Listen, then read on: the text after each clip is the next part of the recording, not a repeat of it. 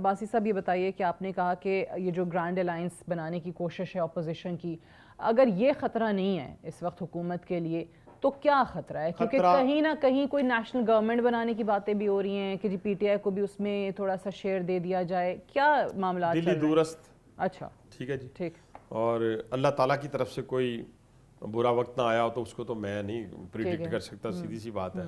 دنیاوی حقائق یہی بتا رہے ہیں کہ آنے والے 4 سال جو ہے یہ حکومت پورے کرے گی، اور یہ شوق دوبارہ میں سمجھتا ہوں کہ پورا نہیں کرنا چاہیے، اس لیے کہ ملک ایک ڈگر پہ چل پڑا ہے. اس کو چلنے دیں. اس کو مزید 4 سال جو ہے لوگوں کی 25 کروڑ لوگوں کی روٹی کا مسئلہ ہے، ان کی جان و مال کی حفاظت کا مسئلہ ہے. ابھی آپ دیکھیں نا، اگر آپ نے مقابلہ دونوں مجھے کسی نے کہا اچھا جی ایک کویشچن کسی ہمارے جرنلسٹ نے کیا، اس نے کہا جی ویسا یہ بتائیں جی اس کو سیکیورٹی زیادہ امپورٹنٹ ہے یا اکانومی زیادہ امپورٹنٹ ہے؟ میں نے کہا بھائی نہ اکانومی کے بغیر آپ کھانا کھا سکتے ہیں تو نہ سیکیورٹی کے بغیر اپنی عزت محفوظ رکھ سکتے ہیں. تو دونوں کی چوائس آپ کر سکتے ہیں، نہیں کر سکتے. دونوں لازم و ملزوم ہیں.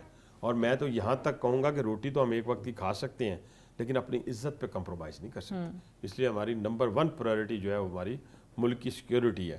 اگر یہ سیکیورٹی پرائرٹی نہ ہوتی سعدیہ، تو آپ کو یاد ہوگا جو 2010 میں میرا خیال سوات آپریشن ہوا تھا، اور وہ سوات آپریشن کی بہت ساری وجوہات تھی جو بار بار میں بیان کر چکا ہوں، یہاں بیان کرنے کی ضرورت نہیں ہے. تو اس پہ ہماری عزت محفوظ نہیں رہی تھی، ہمارا مال محفوظ نہیں رہا تھا، ہماری جان محفوظ نہیں رہی تھی. اس پہ پھر وہ ایکشن لیا گیا تھا، اور اس نتیجے کے اندر آپ دیکھیں کہ بہت سارے نوجوانوں نے اپنا گرم خون دیا تھا. تو آج پھر ایک دفعہ دشمن جو ہے وہ اربوں ڈالر انویسٹ کر چکا ہے. یہ جو جعفر ایکسپریس کے اوپر حملہ ہوا ہے، اب آپ دیکھیں نا، انڈیا کا چینل کہہ رہا ہے جی 200 تابوت 250 تابوت، اور حقیقی معنوں میں آپ کو بتاؤں، خود میں ریلوے کا وزیر تھا، میں بھی ایک منٹ سے آگاہی حاصل کر رہا تھا. جب مجھے پتہ چلا کہ 9 سوئسائڈر ہیں تو میں نے کہا ایک بھی پھٹ گیا تو 100 تو گئے. سیدھی سی بات ہے. اور میں ساری رات جاگتا رہا، یہ میں کسی کو بتانے کے لیے نہیں، یا میں نے تو آج آپ کے پروگرام میں یہ انکشاف کیا، اور مجھے پل پل کی خبر آ رہی تھی. تو میں سوچتا تھا اگر 9 میں سے آدھے بھی پھٹ گئے تو میرے لوگ کہاں جائیں گے؟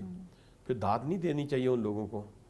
ان ایک بھی نہیں پھٹنے دیا اس کمانڈوز نے. دیکھیں پوری دنیا نے اس حملے کی مذمت کی. کس نے کی؟ اقوام متحدہ نے، امریکہ نے، چائنا نے، ٹرکی نے، یورپی یونین نے. نہیں کی تو کس نے نہیں کی؟ بانی پی ٹی آئی کے گماشتے یا جو بھی ان کو آپ لفظ استعمال کر لیں، انہوں نے نہیں کی. انہوں نے بیٹھ کر اس کا چسکا لیا اور کہا یہ 200 تابوت، انڈیا کی زبان بولی. اور میں کہتا ہوں ایک ڈیتھ بھی جو ہے اس کی کوئی قیمت نہیں ہے.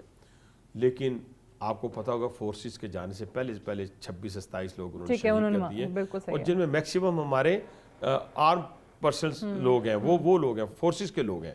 لیکن جب وہ پہنچتے ہیں اس کے بعد جو حکمت عملی اپنائی ہے، ان لوگوں نے پوری دنیا اس پہ اسٹڈی شروع کر دی ہے کہ 9 سوئسائڈر کو قابو کیسے کیا گیا، 400 بندوں کے درمیان میں کیسے قابو کیا گیا.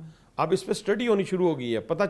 امریکہ نے فون کیے ہیں، چائنا نے فون کیے ہیں کہ اس کو قابو کیسے کیا گیا، کیا حکمت عملی تھی کیا. یعنی ہمیں اپنی فورسز کے اوپر پراؤڈ فیل کرنے کی بجائے، اس کے بیک پہ کھڑے ہونے کی بجائے ہم اغیار کی زبان بول رہے ہیں. ایسے لوگوں کو میں پاکستانی نہیں مانتا. لیکن ابھی ان کا پروپیگنڈا چلیں یہاں پہ سوشل میڈیا کی حد تک آپ کہہ سکتے ہیں کافی حد تک کنٹرول ہو گیا ہے، لیکن جو باہر سے بیٹھے ہوئے لوگ ہیں، اور صرف یہ نہیں ہے کہ وہ پاکستان کی آڈینس کی کنزمپشن کے لیے وہ سوشل میڈیا پروپیگنڈا کر رہے ہیں، وہاں بیٹھ کے اس پروپیگنڈا کے تھرو، اس کیمپین کے تھرو جو ان کے لوگوں کو ٹریک کیا جا رہا ہے اور ہیومن رائٹس وائلیشن قرار دے کے یہاں پر ان کو کہا جا رہا ہے کہ جی ایکشن لیں، G S P plus status Pakistan کو نہیں ہونا چاہیے. دیکھیں نا، اب یہی ہیومن رائٹس کی اگر بات کریں تو کیا فلسطین میں ہیومن رائٹس نہیں ہیں پامال ہو رہے ہیں؟ کیا کشمیر کے اندر کیا کبھی انہوں نے کہے نا، یہ جتنے لوگ بیٹھے ہوئے باہر جو پاکستانی اپنے آپ کو کہلاتے تھے، اب تو میں مانتا ہی نہیں ان کو، جو پاکستان کی سالمیت پہ حملہ آور ہو رہے ہیں وہ پاکستانی نہیں ہیں، بے شک یہاں کے اوریجن ہو. اب آپ دیکھیں ان سے کہیں وہاں بیٹھ کے نا، امریکہ میں بیٹھ کے، یو کے میں بیٹھ کے، یورپین یونین میں بیٹھ کے وہ غزہ کے مسلمانوں کی بات کریں نا، وہ کشمیر کے مسلمانوں کی بات کریں نا، کر کے دکھائیں. نہیں کر رہے نا. وہاں ہیومن رائٹس کہاں پہ ہیں؟ وہاں یہاں پہ کون سے 40,000 45,000 لوگ ہم نے مار دیے؟ کون سے مارے ہیں؟ کہنے سے مراد یہ ہے کہ یہ ایک پورا پروپیگنڈا ہے، پوری پلاننگ ہے. اس پلاننگ کو آپ نے ڈیفیوز کرنا ہے سعدیہ. آپ نے بھی اب دیکھیں نا، میرا بھی دل چاہتا ہے کہ میں ایسی پاپولر بات کروں کہ بس سارا دن ٹی وی پہ وہی چلتی رہے میری، لیکن میں بڑی احتیاط سے کام لے رہا ہوں. میں اپنے دشمنوں کی بات بھی کر رہا ہوں تو بڑے احتیاط سے بات کی، ایک ذمہ دار کی حیثیت سے بات کر رہا ہوں. لیکن یہ ایویڈنس آ چکے ہیں ہمارے پاس، یہ ایویڈنس آ چکے ہیں کہ اس اٹیک کے اوپر جو ویپن ملا ہے وہ کہاں کے ویپن تھے. یہ افغانستان کے اندر سے کیسے، اب دیکھیں 16 پچھلے 3 مہینوں میں یا 6 مہینوں کا بتا رہے تھے، مجھے ایگزیکٹ یاد نہیں، 16 سوئسائڈر پھٹے ہیں جن میں سے 12 جو ہے افغان نیشنل ہیں. آپ اندازہ لگائیں. اور افغانستان کی سرحدیں باقی 5 ممالک سے ملتی ہیں، باؤنڈریز، جس میں ازبکستان ہے، تاجکستان ہے، ایران ہے. وہاں کوئی ویزے کے بغیر افغانی جا سکتا ہے؟ یہ ہمارے ملک میں ہی کیوں آپ ویزے کے بغیر آ سکتے ہیں؟ تو جب ہم ویزے کی بات کر رہے ہیں، جب ہم 40 مطلب کہ لاکھ لوگوں کو ہم نے 40 سال سے بھی زیادہ اپنے پاس پالا ہے، ہم نے ان کی خدمت کی ہے، ایز اے مسلمان بھائی ہونے کی حیثیت سے کی ہے، تو ہمیں اس کا صلہ کیا مل رہا ہے؟ اس کا صلہ یہ مل رہا ہے کہ ہمارے معصوم بچوں کی جانیں لی جا رہی ہیں. یہ صلہ دیا ہمیں. یہ اگر صلہ ہے تو پھر ہم اپنی سالمیت پہ کسی تو پاکستان ایکشن کیوں نہیں لیتا؟ پھر ان کو پاکستان سارے ایکشن لے لیا ہے واپس کیوں جی، نہیں واپس بھیجتا؟ 8 لاکھ لوگ پہلے بھی گئے ہیں. مولا علی علیہ السلام کا قول ہے کہ جس پہ احسان کرو اس کے شر سے بچو. تو آپ یہ جو احسان بتا رہے ہیں وہاں سے شر مل رہا ہے، تو پھر آپ نے بھی ایکشن لینا ہے. نہیں جی، اس میں تو پوری قوم کو کلیئر ہونا ہوگا. ہم نے تو ایکشن لے لیا نا، 31 مارچ کی دی ہے ڈیڈ لائن، اور اس کے بعد بھی لوگوں کو رسپیکٹفلی، عزت کے ساتھ، یہ نہیں کہ ہم مطلب کہ دوسرے ملک کی طرح کسی کو لگا کے ہینڈ کف لگا کے تو ہم اس کو لے کے جائیں گے، ایسا نہیں ہوگا. ہم رسپیکٹفلی اپنی ماں، بہن، بیٹی کی عزت کرتے اس کو بھیجیں گے. ٹھیک ہے، کیونکہ وہاں پہ آپ کی حکومت نے ان کی حکومت کو باقاعدہ کہا ہے کہ جی ان لوگوں کو روکیں، جو یو ایس کا پیچھے رہ جانے والا اسلحہ ہے وہ استعمال کر رہے ہیں. آج دیکھیں یہ وہ دہشت گردوں کے ہاتھوں میں کیسے جا سکتا ہے جب تک ان کی حکومت 2.5 سال سے پاکستان پی ڈی ایم کی گورنمنٹ سے لے کے میاں شہباز شریف صاحب اور ہماری اسٹیٹ نے یہ ڈیمانڈ کی امریکہ سے کہ آپ اپنا ویپن لے کے جائیں وہاں سے، وہ بھی نہیں. لیکن آج امریکہ نے فیصلہ کیا کہ ہمیں اپنا ویپن واپس چاہیے. بٹ یہ بھی this also doesn't make sense نا کہ یو ایس جیسا ملک جو ہے وہ ایسے ہی اسلحہ چھوڑ کے چلا جائے. میں یہ نہیں کہتا.